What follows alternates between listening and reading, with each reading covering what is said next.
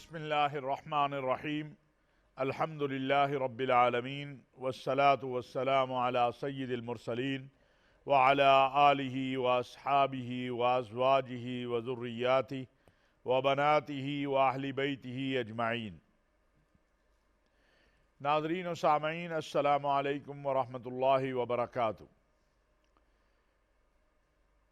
ناظرین، آج ہم آغاز اس بات سے کر رہے ہیں کہ اس وقت عالم اسلام کی صورتحال کیا ہے، پاکستان کہاں کھڑا ہے، اور اس کے ساتھ ساتھ جو وزیر اعظم عمران خان صاحب کی علماء مشائخ سے ملاقات ہوئی، اس کے اوپر بھی انشاءاللہ ہم بات کریں گے۔ اس وقت دنیا کے لیے سب سے بڑا مسئلہ اور اہم مسئلہ وہ افغانستان کا مسئلہ ہے۔ پورا عالم اسلام، عالم عرب اسی پر فوکس کیے ہوئے ہے، حتیٰ کہ امریکہ، برطانیہ، یورپ سب کا فوکس اس وقت افغانستان ہے۔ پاکستان نے جو موقف 2001-2 میں اپنایا تھا، کاش اسے اس وقت تسلیم کر لیا گیا ہوتا تو دنیا بہت بڑی تباہی سے بچ جاتی، لاکھوں جانیں ضائع نہ ہوتی، ہزاروں انسان معذور نہ ہوتے، معیشتیں تباہ نہ ہوتی، اور دنیا میں امن اور استحکام جو ہے اس کی طرف دنیا راغب ہو جاتی، رواں دواں ہو جاتی۔ لیکن ہماری بات نہ سنی گئی۔ پوری دنیا جو ہے وہ امریکہ کے موقف کے ساتھ کھڑی ہو گئی، اور ہے جرم ضعیفی کی سزا مرگ مفاجات کے تحت افغانستان میں 20 سال جنگ چلی، اور پھر آپ نے دیکھا کہ آج خود امریکی ذمہ داران جو ہیں وہ کہہ رہے ہیں کہ جن پہ ہم نے کھربوں ڈالر خرچ کیے وہ کرپٹ بھی تھے اور بزدل بھی تھے، اور بغیر بتائے وہ بھاگ بھی گئے۔ پاکستان اپنے موقف پر قائم تھا، قائم ہے اور قائم رہے گا کہ افغانستان کے مسئلے کا حل جنگ سے نہیں نکل سکتا۔ اب جب امریکہ کا اور افغان طالبان کا معاہدہ ہوا، یہ کوئی پاکستان نے جبرن نہیں کروایا تھا۔ ہاں، ہم نے افغان طالبان کو برادرانہ ریکویسٹ کی، ان کو سمجھایا، ان سے بات چیت کی، ان کو اس خطے میں ہونے والی بدامنی اور نقصانات بتائے گئے۔ خود پاکستان نے جو نقصان اٹھایا ہے، ہماری معیشت تباہ ہوئی، خود کے شملے ہمارا مقدر بنے، ہماری گلیاں، ہمارے بازار، ہماری مسجدیں، امام بارگاہیں، چرچ، عبادت گاہیں لہو لہان ہوئی، ہمارے بچے شہید ہوئے، ہماری فوج کے جوان انہوں نے اپنی جانیں اپنے وطن پر قربان کی۔ 80,000 سے زائد پاکستانی جو ہیں وہ نشانہ بنے اس جنگ میں۔ ہم نے افغان طالبان کو، جو آج امارت اسلامیہ افغانستان ہے، یہ ساری چیزیں سمجھائیں، کوشش کی کہ ان کو یہ بات ٹیبل پر لائیں، اور ہم اس میں کامیاب ہوئے۔ اب اگر جو حکومت اس وقت کی کابل میں بیٹھی تھی وہ اپنا وہاں استحکام نہیں رکھ سکی، یا وہ وہاں سے نکل گئی، یا جو انہوں نے فوج بنائی تھی وہ کہیں نظر نہیں آئی، تو اس کا قصوروار پاکستان تو نہیں ہے، اس کے مجرم ہم تو نہیں ہیں۔ اس کے مجرم تو یا وہ ہے جو اس فوج کی تنخواہیں لے رہے تھے، یا وہ ہیں جنہوں نے ان کو تربیت دی تھی۔ ہم نے تو اس 20 سال کے عرصہ میں اس جنگ کے دوران ہندوستان کی اور پاکستان دشمنوں کی سازشوں کا سامنا کیا، اور اگر گلے کی بات ہے تو ہمارا گلہ اور شکوہ تو ہے عالمی دنیا پر، امریکہ، برطانیہ، نیٹو پر، کہ جب افغانستان کی سرزمین پاکستان کے خلاف استعمال ہو رہی تھی تو اسے آپ نے کیوں نہیں روکا؟ جب ہندوستانی خفیہ ادارے بیٹھ کر افغانستان میں پاکستان کو غیر مستحکم کر رہے تھے، پاکستان میں بم دھماکے کروا رہے تھے، پاکستان میں خودکش حملے کروا رہے تھے، پاکستان کے اندر فرقہ وارانہ عصبیتوں کو اور تشدد کو ابھار رہے تھے، اس وقت آپ نے کچھ کیوں نہیں کیا؟ یہ گلہ تو ہمارا بنتا ہے۔ بالکل درست بات وزیر اعظم پاکستان اور ہمارے وزراء جو کہہ رہے ہیں کہ اگر کوئی یہ سمجھتا ہے کہ افغانستان میں جو اسے ہزیمت ہوئی ہے، جو انہیں جانا پڑا ہے، اس کا ملبہ پاکستان پر ڈال دیا جائے، پاکستان کو قربانی کا بکرا بنا دیا جائے، تو پاکستان کے ساتھ یہ 80 کی دہائی میں، 90 کی دہائی پہ شروع میں یہ چیزیں ہو چکی ہیں، لیکن الحمدللہ اللہ تعالیٰ کا فضل و کرم ہے، اس کا احسان ہے، یہ پاکستان جو کہ لا الہ الا اللہ محمد الرسول اللہ کی بنیاد پر بنا ہے، یہ پاکستان جو جس کی بنیادوں میں لا الہ الا اللہ کے نام پر بہنے والا خون ہے، جس کا مطلب لا الہ الا اللہ محمد الرسول اللہ ہے، کہ پاکستان کا مطلب کیا؟ لا الہ الا اللہ محمد الرسول اللہ۔ تمام تر کوتاہیوں کے باوجود یہ وطن قائم ہے اور انشاءاللہ قائم رہے گا۔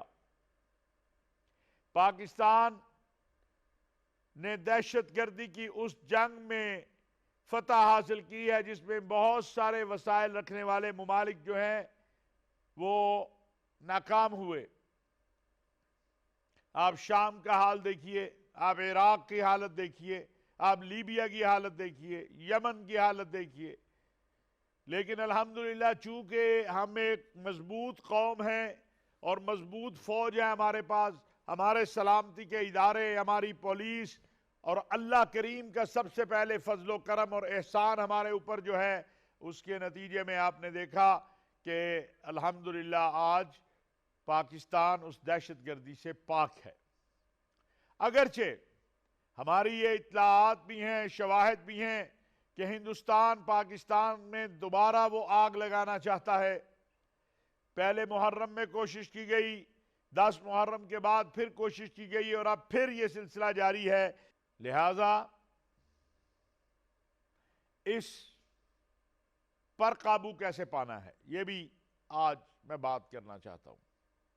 اس کا واحد حل ہے کہ ہم اپنے اتحاد کو برقرار رکھیں، ہم افواہوں سے دور رہیں، ہم سوشل میڈیا پر جو فرقہ وارانہ یا لسانی یا صوبائی تعصبات کی ہوا دی جا رہی ہے، اس سے دور رکھیں اپنے آپ کو۔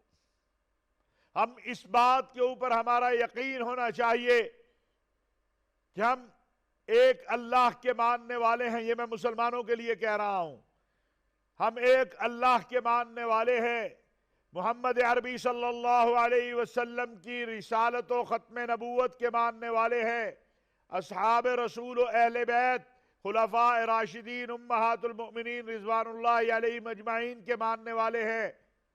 ہمیں اپنے اتحاد سے دشمن کی سازشوں کو ناکام بنانا ہے۔ پاکستان میں تمام مذاہب کے لوگ رہتے ہیں، تمام مسالک کے لوگ رہتے ہیں، اور جو مولانا اشرف علی تھانوی رحمت اللہ علیہ نے ایک جملہ کہا ہوا ہے کہ اپنے مسلک کو چھوڑو نہیں، دوسرے کے مسلک کو چھیڑو نہیں، اس کا مقصد کیا ہے، اس کا معنی کیا ہے؟ کہ آپ اپنے مسلک اور عقیدے پہ رہتے ہوئے آپ اپنے عقیدے کو بیان کیجئے، لیکن ضروری تو نہیں ہے کہ مجھے اپنا عقیدہ بیان کرنا ہے تو مجھے دوسرے کے عقیدے کو گالی دینی ہے، یا دوسرے کے مقدسات کی توہین کرنی ہے، یا دوسرے کے جو عقائد ہیں ان پر تنقید کرنی ہے۔ مجھے اپنا عقیدہ بتانا ہے کہ میرا یہ عقیدہ ہے، کوئی دوسرا میرا عقیدہ مانتا ہے یا نہیں مانتا، مجھے اس سے غرض نہیں ہونی چاہیے۔ یہی وہ ویژن ہے جو قائد اعظم محمد علی جناح نے قیام پاکستان کے وقت اور اس کے بعد ہمیں دیا ہے. اور قرآن بھی یہ کہتا ہے لکم دینکم ولی دین، تمہارے لیے تمہارا دین ہے، ہمارے لیے ہمارا دین ہے. قیام پاکستان میں مسلمانوں کا تو ایک بہت بڑا کردار ہے ہی، لیکن غیر مسلموں کے کردار کو بھی ہم فراموش نہیں کر سکتے. ہندو ہیں، سکھ ہیں، مسیحی ہیں، ان کے کردار کو بھی ہم فراموش نہیں کر سکتے. اقلیتوں کا تحفظ جتنا اسلام نے کیا ہے کسی اور دین یا کسی اور ازم یا کسی اور قانون نے نہیں کیا ہے. یہ بات درست ہے اور حقیقت ہے کہ پاکستان میں تخریب کے لیے، پاکستان میں وحشت اور دہشت پھیلانے کے لیے ہماری دشمن قوتیں، ان کے پاس دو ہی ہدف ہیں. ایک، پاکستان میں مختلف مسالک اور مذاہب کے لوگوں کے درمیان جنگ کروا دی جائے، جس میں وہ الحمدللہ ناکام ہوا. دوسرا، پاکستان کی عوام کو لیبیا کی عوام کی طرح فوج سے لڑا دیا جائے، نفرتیں پیدا کی جائے، تعصب پیدا کیا جائے، الزام تراشی کی جائے. الحمدللہ اس میں بھی ہمارا دشمن ناکام ہوتا ہے، اور ناکام ہوا ہے اور انشاءاللہ ہوگا. ناظرین، یہ وہ صورتحال ہے جو اس وقت پورے عالم میں ہمارے سامنے ہے. پورے عالم کی صورتحال ہمارے سامنے ہے. ہمارا موقف افغانستان میں بڑا واضح ہے کہ آپ افغان عوام کو، افغان موجودہ امارت اسلامیہ افغانستان کی جو حکومت آ گئی ہے، اس کو مضبوط کریں، ان سے تعلقات بنائیں، اپنی شرائط ان کے سامنے رکھیں، اپنی بات ان کے سامنے رکھیں. ہمیں قربانی کا بکرا نہ بنائیں، ڈائریکٹ ان سے بات کریں، اور ان کو تنہا چھوڑنے کی بجائے ان کے ساتھ بیٹھ کر جو چیزیں مشترکہ طور پر طے ہو جائیں وہ بھی اس پہ عمل کریں، آپ بھی اس پہ عمل کریں. خواہ وہ بچیوں کی تعلیم کا معاملہ ہے، خواہ وہ اور مسائل ہیں. اور پھر جب یہ کہا جاتا ہے عورتوں کے حقوق، تو پھر میں یہ بات تو کہوں گا کہ عورتوں کے حقوق افغانستان اور پاکستان میں یاد آتے ہیں. وہ عافیہ صدیقی کیوں یاد نہیں آتی، جو امریکی جیل میں پڑی ہے اور جیل کے اندر بھی اس پہ حملے ہوتے ہیں. جب جنگ ختم ہو گئی ہے تو اس عافیہ صدیقی کو بھی رہا کر دو. اس کے لیے بھی آواز بلند کرو. انسانی حقوق کے اداروں کو اس کے لیے بھی آواز بلند کرنی چاہیے. عالمی دنیا کو اس کے لیے بھی آواز بلند کرنی چاہیے. اگر یہ بات، یہ فلسفہ بالفرض مان بھی لیا جائے کہ اس نے بندوق اٹھائی تھی، تو کتنے سال گزر گئے. اس کا ایک بچہ جو ہے وہ گم ہے، ایک بچہ یہاں ہے، ماں بستر مرگ پر ہے. احساس کیجئے. آپ انسانی حقوق کا نام لیتے ہیں، آپ عورتوں کے حقوق کی بات کرتے ہیں. اب ناظرین آ جاتے ہیں. وزیر اعظم پاکستان محترم جناب عمران خان صاحب نے ملاقات کی ہے علماء کے وفد کے ساتھ کراچی میں، جس میں آپ نے دیکھا کہ بڑے بڑے اکابر علماء موجود تھے. اس کی تفصیلات میں 3-4 چیزیں ہیں جو میں جلدی جلدی چاہوں گا آپ کے سامنے رکھ دوں. ایک تو یہ بات واضح ہے کہ پاکستان کے اندر کوئی قانون سازی قرآن و سنت کی تعلیمات کے خلاف نہیں ہو سکتی ہے، اور اگر کہیں ایسی غلطی ہوئی ہے تو اس کے لیے اسلامی نظریاتی کونسل موجود ہے. اور وزیر اعظم پاکستان نے یہ جو غیر مسلموں کے مسلمان ہونے کا معاملہ ہے، اس پہ بڑا واضح اپنا موقف علماء کو دیا ہے کہ یہ کیسے ممکن ہے کہ آپ کسی شخص کے لیے عمر کی قید لگا دیں یا عدالت کی قید لگا دیں کہ یہ جناب مسلمان ہوگا تو 3 ماہ یہ ہوگا اور 5 ماہ یہ ہوگا اور اس کی عمر یہ ہوگی. ایسا ممکن نہیں ہے. سیدنا علی کرم اللہ وجہ کی عمر 10 سال تھی جب انہوں نے رسول اللہ صلی اللہ علیہ وسلم کے پیغام اسلام کی تائید کی. اسی طرح بہت سارے صحابہ ہیں. تو لہٰذا یہ معاملہ تو ختم ہو گیا، اور اس پر ہمارے وزیر مذہبی امور محترم جناب نور الحق قادری صاحب بھی اپنا موقف دے چکے ہیں، وزارت مذہبی امور بھی اپنا موقف دے چکی ہے۔ اب اس میں یہ جو مسئلہ ہے کہ جبراً مسلمان، تو بالکل ایسی قانون سازی ضرور ہونی چاہیے کہ اگر کوئی الزام لگائے کہ اس نے جبراً مسلمان کیا ہے تو اس کو بھی سزا ہو، اور اگر کسی نے جبراً مسلمان کیا ہے تو اس کو بھی سزا ہونی چاہیے، کیونکہ اسلام جبر کا قائل نہیں ہے۔ اسلام کا پیغام محبت، پیغام سلامتی، پیغام امن اس قدر مضبوط ہے، اس قدر اپنے اندر چاشنی رکھتا ہے کہ جو ایک بار اسلام کو، قرآن و سنت کی تعلیمات کا مطالعہ کر لیتا ہے، پھر وہ محروم نہیں رہتا ہے اسلام کی محبت سے۔ وقف املاک ایکٹ کا بل، اس کے اوپر کمیٹی بن چکی ہے، چونکہ اسلامی نظریاتی کونسل ابھی مکمل نہیں ہے، مکمل ہو جائے گی، اس کے باقی 8 ممبر آئیں گے تو اس پہ کارروائی شروع ہوگی، عمل درآمد روک دیا گیا ہے۔ خان صاحب نے ایک اور جو بات کہی ہے وزیر اعظم نے، سچی بات یہ ہے کہ حقیقت کی دنیا میں آئیں تو آج جتنے یہ ریپ کے واقعات اور یہ باقی چیزیں ہو رہی ہیں، اس کا اسباب میں سے ایک سبب فحاشی اور یعنی بے حیائی اور اس کا ناجائز استعمال ہے۔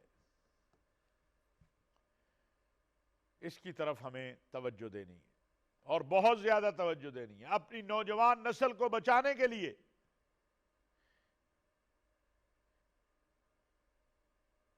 پاکستان کو اگر تقلید کرنی ہے تو وہ خلافت راشدہ کے نظام کی تقلید کرنی ہے، نہ کہ کسی یورپی اور مغربی نظام کی۔ ہماری بچیوں کو محفوظ ہونا، ہمارے بچوں کا محفوظ ہونا، یہ جو واقعات ہو رہے ہیں ان کا رکنا، حقیقت یہ ہے کہ سزا کا عمل بھی جو ہے، ہمارا نظام عدل جو ہے وہ بڑا کمزور ہے، سزا کا عمل بھی جو ہے وہ بھی ہونا چاہیے تیز، اور فحاشی اور یعنی کو روکنے کی بھی کوشش ہونی چاہیے۔ اس کے حوالے سے ذہن سازی کی ضرورت ہے، یہ طاقت سے نہیں روکی جا سکتی، ذہن سازی کی ضرورت ہے۔ ناظرین، آخر میں آپ نے پڑھا ہوگا اور دیکھا ہوگا کہ سعودی عرب نے، ہمارے وزیر خزانہ نے بھی بتایا کہ ایک بار پھر ہمارے ساتھ دوستی کا حق ادا کرتے ہوئے ہم اس طرف جا رہے ہیں کہ جو ہمارے آئل کی ضروریات ہیں ان میں تاخیری جو پیمنٹ ہے اس حوالے سے سعودی عرب ہمارے ساتھ تعاون کرنے کے لیے آگے بڑھ رہا ہے۔ اور اسی طرح سعودی عرب میں پاکستان کے سفیر بلال اکبر صاحب نے، اور پاکستان میں سعودی عرب کے سفیر نواف سعید المالکی صاحب نے یہ بتایا ہے کہ پاکستان کے طلباء کے لیے سعودی عرب جو ہے تقریباً 600 کے قریب کہا جا رہا ہے، حتمی کتنی تعداد ہے انشاءاللہ آئندہ پروگرام میں عرض کروں گا، طلباء کی اسکالرشپ دی ہے سعودی عرب نے۔ سعودی عرب جو ہے وہ تیل کے معاملے میں ہمارے ساتھ تعاون کے لیے آگے بڑھ رہا ہے، اس کا حتمی فیصلہ اسی ہفتے میں انشاءاللہ آ جائے گا، ہمیں امید ہے۔ اسی طرح اعلام، میڈیا جو اس وقت ایک بہت بڑی طاقت بن چکا ہے، بہت بڑی طاقت ہے میڈیا۔ سعودی عرب کے جو پاکستان میں سفیر ہیں نواف سعید المالکی، انہوں نے کہا ہے کہ میڈیا کو کے حوالے سے وہ جو پاکستان کا سرکاری میڈیا ہے، پی ٹی وی نیوز ہے، اور اس کے ساتھ انشاءاللہ ایک MOU جو ہے وہ دستخط ہونے والا ہے۔ یہ ایک بہت اچھی بات ہوگی، ہمیں ہماری تاریخ ایک ہے، ہماری ثقافت بہت ملتی جلتی ہے، ہمارے تعلقات اخوت اور محبت کے ساتھ ساتھ ایمان اور عقیدے کے تعلقات ہیں۔